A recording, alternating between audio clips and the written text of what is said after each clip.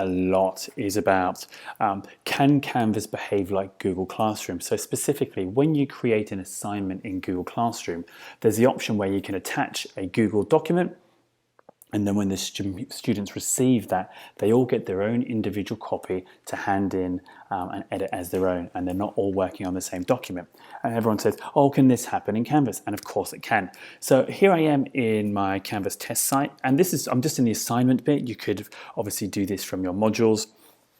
So I'm just going to create a new assignment, and it's really important just to keep your assignments organized. So having them in modules or in assignment groups just helps find them really easily later on, because things can get quite kind of big and complicated, and Canvas gives you lots of ways of finding your assignments in the gradebook later. So we're going to add an assignment, and you just do the usual.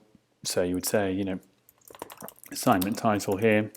So I'm going to call this Google Classroom test, just to say that we're copying. And like in Google Classroom, you get this window where you can create your kind of instructions. Google just lets you type text. Here with Canvas, you can put in all the normal kind of editing tools, so images, links, video, tables, any kind of content that Canvas normally lets you put in. You can even embed other Google content in there.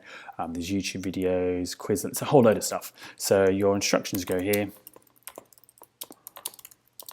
And then you can do your normal thing with, if you're going to set points for it, the assignment group it's in. I've created an assignment group called Google Assignments just for now to make it easy to find. I'm going to say this is just a complete or incomplete, but you might want to have it as points. So 10 points, that kind of thing. And now, normally, you would come up here and it'd be submission type and it'd say no submission, and you'd probably say online or on paper.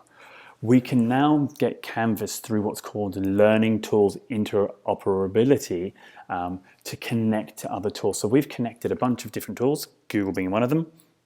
So I'm going to click Find, and it's going to pop up with different tools that we've linked to Canvas for you. So there's one here that says Google Docs Cloud Assignment. So don't choose anything else. There's other Google ones in there.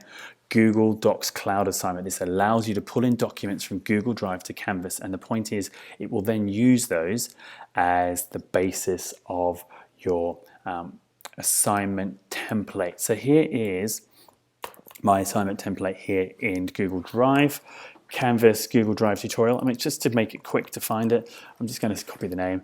So I could then browse through my Google window in Canvas, but I'm just going to search for this. There it is, there's my document, Google Drive tutorial template, submit. So what will happen now, I'm going to select that. So we can see there's this big kind of complicated link gone in. I can set my due date, say that it's due tomorrow at midday, which is quite useful, setting those due dates. And then I'm going to save and publish it. And then you will see a little bit what it's going to look like for the student. So it's now thinking about it, going and collecting that Google Doc and embedding it into the assignment. So it's down here. I can't scroll my window at the second, but it's down here. Now a student can actually, you can see it's the template, the content. I can click on this link and open it out, or I could edit it right here in the window in Canvas without even leaving. But just so I can show you a bit easier, full screen, so click on that, it's going to open in this other window. So you can see here, the document now says save to drive. What it will do is it will save to the student's Google Drive in a folder called W6, this is the Robert Woodard Academy, and then the next file inside that will be a folder for the name of the subject. So if it was biology, there'll be a folder called biology. So I can say, here's my work, so answer 1, answer 2. Now just to double check, we'll go back and make sure, so that's all going in. And then what I'll do, you can see it's popping through here. In either window, I can just submit that. So there's the template, there's the window in Canvas, there it is opened up out there. So I'm just going to go submit, bam, off we go. So that now has said I submitted it today at 12:43, job done. That's complete, it's done. And then you as a teacher, you could go and find that in the grades later on. So there's a couple of ways of doing this. You could go and filter your content, so you can filter by assignment groups or modules, whatever module you put it in, or you could arrange it by date, newest to oldest. I'm just going to filter by assignment groups and say, right, out of the assignment groups, on my Google assignment. So here it is, right here. So I can click on that and it'll take me to the assignment. We've got a little drop down. We can go to speed grader, or I can message the students who haven't handed it in. I can put grades in as points, so I can do those kind of things. And of course, I can click on any submission here and say, right, I want to either put a score in or go to that submission, and I can pick it up in my speed grader as well. So I can quickly change the status there.